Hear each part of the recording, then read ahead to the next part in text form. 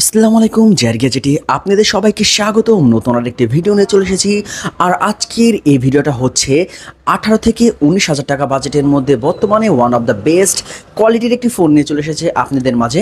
আর যদি মনে করেন এই ফোনটির মধ্যে যদি থাকে আপনার অ্যামোলেড ডিসপ্লে এবং বিগ সাইজের অ্যামোলেড ডিসপ্লে এবং তার সাথে রয়েছে আপনার ইন ডিসপ্লে ফিঙ্গারপ্রিন্ট সেন্সর, ক্যামেরাটাও ভালো আছে এবং প্রসেসরের দিক দিয়ে আপনি বেটার পাবেন।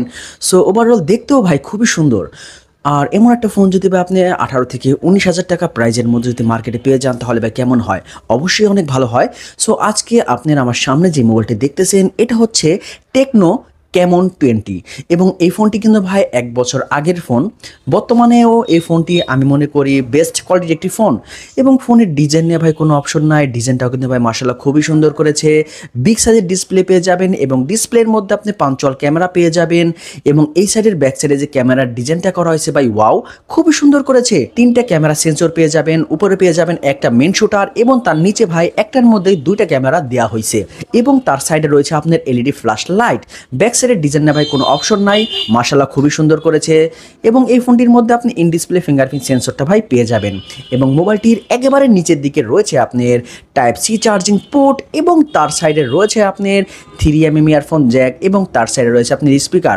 আর আমি মনে করি এই ফোনটির ডিজাইনটা ভাই একটি পারফেক্ট ডিজাইন নিয়ে ভাই কোনো অপশন এই ফোনটির মধ্যে আমি পাইতাছি না, মানে ওই অনুযায়ী এই ফোনটিকে আপনি বেস্ট বলতেই পারি।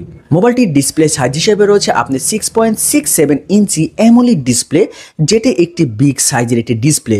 সো এই মোবাইলটির মধ্যে কিন্তু ভাই যে সময় আপনি কন্টেন্ট দেখবেন, ভিডিও মুভি দেখবেন সেই সময় কিন্তু ভাই খুবই ভালো লাগবে, কারণ অ্যামোলেড ডিসপ্লের মধ্যে ভাই মুভি দেখার মজাই আলাদা।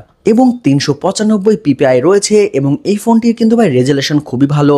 ইনডোরে মোটামুটি আপনি ভালো পাবেন, আউটডোরেও মোটামুটি ভালোই পাবেন, কারণ অ্যামোলেড ডিসপ্লের রেজুলেশন ভাই একটু ভালোই আসে। মোবাইলটির অপারেটিং সিস্টেম হিসেবে রয়েছে আপনার অ্যান্ড্রয়েড 13 থাকার অবশ্যই একটা কারণ আছে, কারণ এই ফোনটি ভাই 1 বছর আগে লঞ্চ হয়েছে। মোবাইলটি বর্তমানে বাংলাদেশের বাজারে একটা ভেরিয়েন্টেরই অ্যাভেলেবেল পাওয়া যাচ্ছে, যেটা হচ্ছে আপনার 8GB র্যাম এবং 256GB রোম। আর এই মোবাইলটি ভাই একটা ভেরিয়েন্টেরই অ্যাভেলেবেল রয়েছে। এই মোবাইলটির মধ্যে যে চিপসেটটা ইউজ করছে এটা হচ্ছে আপনার মিডিয়াটেক হেলিওয়ে G85 এবং এই চিপসেটটাকে আপনি মোটামুটি একটা ভালো চিপসেট বলতেই পারেন এই বাজেট সেগমেন্টের মধ্যে। সো এই মোবাইলটির মধ্যে আপনি টুকটাক ভালোই গেমিং করতে পারবেন, পাবজি গেমটা মোটামুটি আপনি ভালোই খেলতে পারবেন এইচডি দিয়ে এবং ফ্রেম রেট হাই দিয়েও ভাই আপনি পাবজি গেমটা খেলতে পারবেন।